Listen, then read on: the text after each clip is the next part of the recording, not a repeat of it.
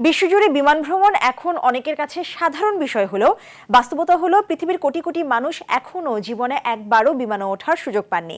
সামাজিক যোগাযোগ মাধ্যম এক্সে জনপ্রিয় পরিসংখ্যান ভিত্তিক পেজ ওয়ার্ল্ড অফ স্ট্যাটিস্টিক্সের প্রকাশিত এক তথ্যে উঠে এসেছে এমনই এক চিত্র, যেখানে বলা হয়েছে বাংলাদেশের 92% প্রাপ্তবয়স্ক মানুষ কখনো বিমান ভ্রমণ করেননি।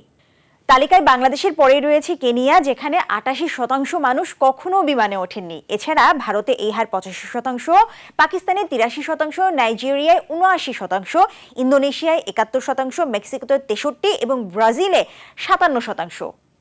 প্রথম দেখায় সংখ্যাগুলো বিস্ময়কর মনে হলেও বাস্তবতা বলছে ভিন্ন কথা। দক্ষিণ এশিয়ার দেশগুলোতে এখনও বিমান ভ্রমণ অনেক মানুষের কাছে স্বপ্নের মতো। বিশেষ করে বাংলাদেশ, ভারত এবং পাকিস্তানের মতো জনবহুল দেশে মানুষের বড় একটি অংশের দৈনন্দিন জীবন আবর্তিত হয় সীমিত আয় এবং ব্যয় সামলে চলার সংগ্রামের মধ্য দিয়ে।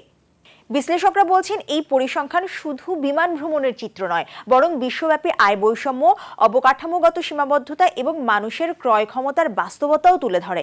বাংলাদেশের ক্ষেত্রে বিষয়টি আরও স্পষ্ট। দেশি বিমানবন্দর এবং আন্তর্জাতিক ফ্লাইটের সংখ্যা বাড়লেও সাধারণ মানুষের বড় একটি অংশের কাছে বিমান ভ্রমণ এখনও বিলাসিতার পর্যায়ে। একজন মধ্যবিত্ত বা নিম্ন আয়ের মানুষের জন্য বিমানের টিকিটের দাম প্রায় মাসিক আয়ের বড় অংশের সমান হয়ে দাঁড়ায়। ফলে অধিকাংশ মানুষ বাস, ট্রেন কিংবা নৌপথে ভ্রমণ করতে স্বাচ্ছন্দ্য বোধ করেন। এছাড়া দেশের অনেক মানুষেরই পাসপোর্ট নেই এবং বিদেশ ভ্রমণের সুযোগও সীমিত।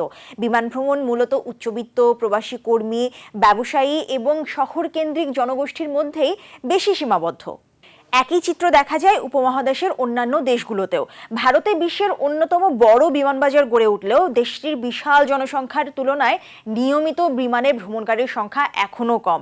দেশটির বিপুল জনগোষ্ঠীর বড় অংশ এখনও সড়ক এবং রেলপথের উপর নির্ভরশীল। পাকিস্তানেও একই ধরনের বাস্তবতা রয়েছে। অর্থনৈতিক চাপ, সীমিত ক্রয় ক্ষমতা এবং তুলনামূলক ব্যয়বহুল বিমান ভাড়া সাধারণ মানুষের বিমান ভ্রমণকে সীমিত করে রেখেছে। অন্যদিকে আফ্রিকার দেশ কেনিয়া এবং নাইজেরিয়াতেও বিমান ভ্রমণ অনেকের নাগালের বাইরে। ইন্দোনেশিয়ার মতো দ্বীপভিত্তিক দেশে বিমান পরিবহন গুরুত্বপূর্ণ হলেও বিশাল জনগোষ্ঠীর কারণে অধিকাংশ মানুষ এখনও বিমানে চড়ার সুযোগ পাননি। বিশেষজ্ঞদের মতে একটি দেশে বিমানবন্দর ব্যস্ত থাকলেই যে অধিকাংশ মানুষ বিমানে চলাচল করেন এমন ধারণাটা সঠিক নয়, বরং একটি ছোট, মধ্যবিত্ত এবং উচ্চবিত্ত শ্রেণী, ব্যবসায়িক, ভ্রমণকারী এবং প্রবাসীদের ঘন ঘন যাতায়াতই অনেক সময় একটি দেশের বিমান খাতকে ব্যস্ত রাখে। তবে সামাজিক যোগাযোগ মাধ্যমে প্রকাশিত এই পরিসংখ্যানের ক্ষেত্রে তথ্যসূত্র এবং গবেষণা পদ্ধতি স্পষ্টভাবে উল্লেখ করা হয়নি। ফলে সংখ্যাগুলোকে আনুষ্ঠানিক গবেষণার চূড়ান্ত তথ্য হিসেবে নয়, বরং বৈশ্বিক ভ্রমণ বৈষম্যের একটি ধারণামূলক চিত্র হিসেবে দেখার পরামর্শ দিয়েছেন বিশ্লেষকরা।